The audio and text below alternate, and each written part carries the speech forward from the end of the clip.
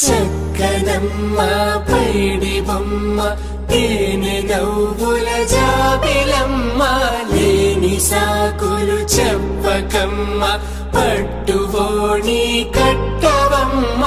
నాన్నయదపై నిన్నటిదాకా అల్లరి ఆటలు ఆడినా